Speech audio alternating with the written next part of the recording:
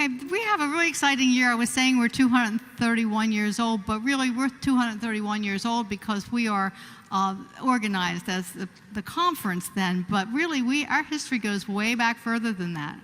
Really, the very first stirrings of this happened 250 years ago, and we are pleased and proud to be the mother conference of the Old St. George's United Methodist Church that is about to celebrate 250 years. We got just about everybody trumped.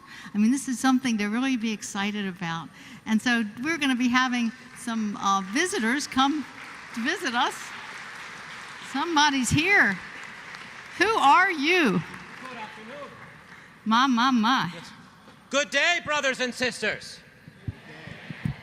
My apologies. I understood this to be a gathering of Methodists. Good day, brothers and sisters. Good day. There is the spirit. Yes. Who are you? Well, yes, permit me to present myself. I am Captain Thomas Webb. Oh, my. Yes, I am Captain Thomas Webb of the King's Service, and also a soldier of the cross, and also a spiritual son of John Wesley. It is my pleasure to be here, but it is passing strange to be here. In truth, the last time I was here, I was in Pennsylvania. I was actually being paroled for having passed information to the British. However, but my time on this continent also gave me the gout in my arm, also gave me the loss of my eye, and almost the loss of my life. It is good to be here. No, I do not mean that because of what happened to me. I mean that because of what the Lord was able to work through me. Although I was not able to stop you from independence, but I shall not hold that against you. But indeed, I had many terrible things happen, losses in my life. I lost half of my sight. I lost my first wife. And I returned from these colonies to England, lost and lone, ready to sell my commission as a soldier. But God provided me with new family. I was able to receive consolation from the Moravians. And then I was led to the Methodists, where I had time with John Wesley in Bristol. And my time with Wesley and the Methodists determined me that I should live and die with those Methodists. And my time also provided an opportunity for me to share my story of conversion. And Brother Wesley saw fit to license me to preach. And thusly I returned to the colonies, determined to share God's grace. And so I went to my barracks in Albany, where I led services with the soldiers, and they welcomed me, and they welcomed God's grace amongst them. And then I heard that Methodists were worshiping in New York City. And so I went to indulge in that as well. But it seemed that I was a bit unusual for New York City. Well, I went in, I was wearing my full British regimental uniform, as was the custom for any soldier in public. But this seemed to alarm the Methodists. But then they let me preach. And the novelty of the man in the scarlet coat brought in more people than the room that they worshipped in could contain. And they resolved to build a preaching house. And I endeavored to raise as much money as I could. And I traveled through the city and the countryside, as far south as Philadelphia, where I found cheerful givers and also lost lambs. There was a band of Whitfield descendants meeting in a sail loft, much like I found in New York.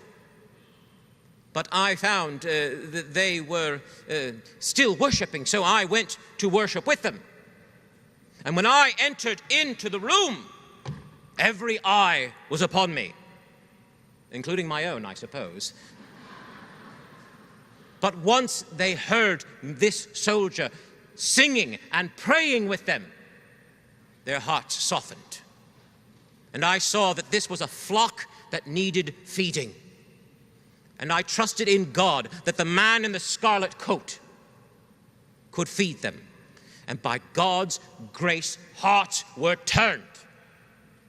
And we moved from a loft to a Trinity house, conveniently, in Loxley Court, where I preached from the second-story window to a full courtyard below.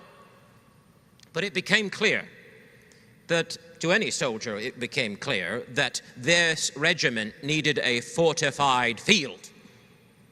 And so the Lord presented us with the opportunity to purchase the first Methodist church building in these colonies.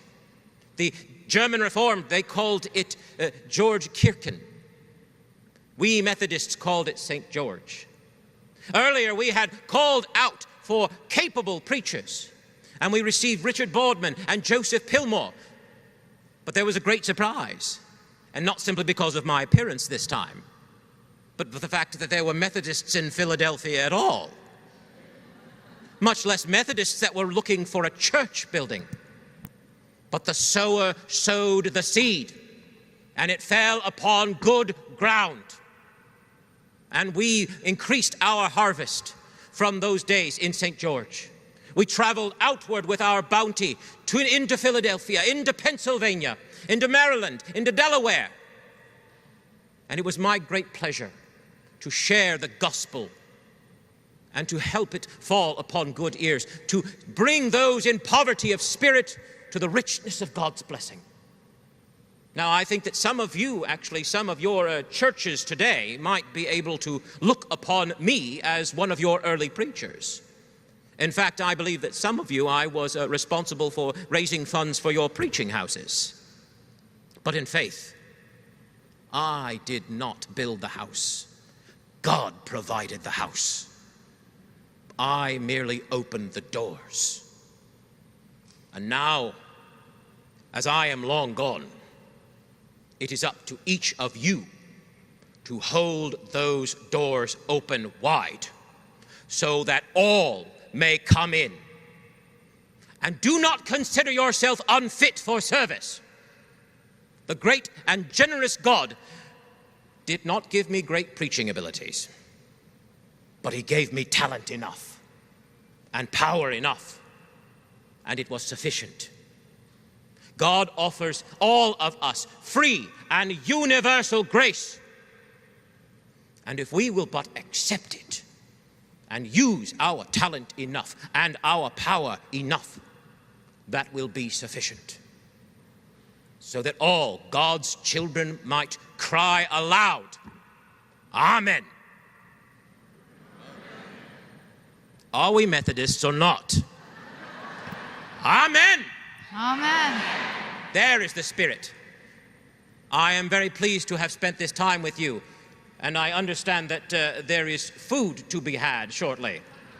And that's really I important. know not to get between Methodists and food. You're not Amen, far from indeed, the yes. kingdom. Thank you, Captain Webb, for coming. This is truly a great honor, and let's give him a It is hand. my great pleasure. We have a couple announcements from our secretary, and then we'll turn it back over to you to offer the evening grace. So I shall stand at the ready, madam. that's wonderful. I like my pastors to do that too.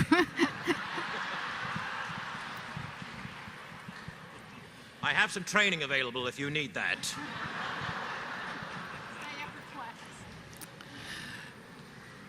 Mealtime this year is scheduled for an hour and 15 minutes. That means we will reconvene at 6:15 for gathering music. If you require assistance at the buffet tables, please contact the accessibility volunteers at the disability table just outside the plenary area. We also ask you to allow the election staff to move to the front of the line so that they can take their food and go to be able to count those ballots that you so quickly worked through this afternoon. Those who previously requested special meals for dietary reasons can get the meal at the designated meal area near the concession area in Hall B. You need to have a dot on your name tag for that. Those meals have been prepared for you. Please ensure that you pick them up.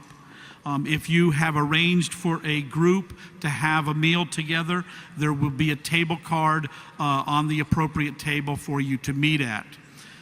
For large print materials, CCTV assistance, hearing devices, or sign language assistance, please contact the disability table outside the plenary area in Hall A. As you can see from the tables, we are once again having Holy Conferencing around communal tables. It's our hope that this arrangement will help us better connect with the people around us. Our worship services have been designed to make this setup an important element of worship.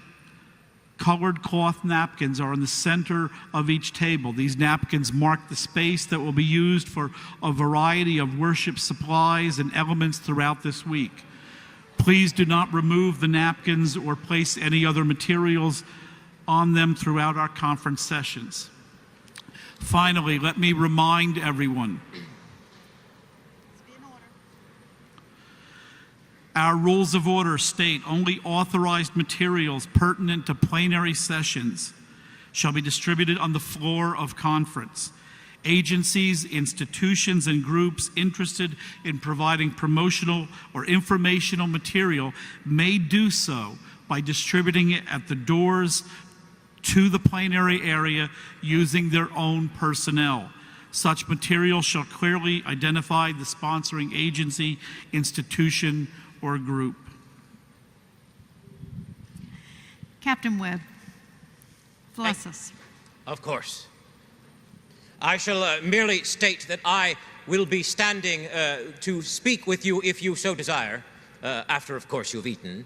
But I will be standing by the large piece marked Founder's Faith with very close proximity to old St. George's table, and it will be my pleasure to speak with you. But to keep you no further from your sustenance, please receive this simple blessing. May the food that you eat bless your body. May your company with one another bless your spirits. And may both of them strengthen you and sustain you so that you may bless others. Amen. Amen. See you at 6:15.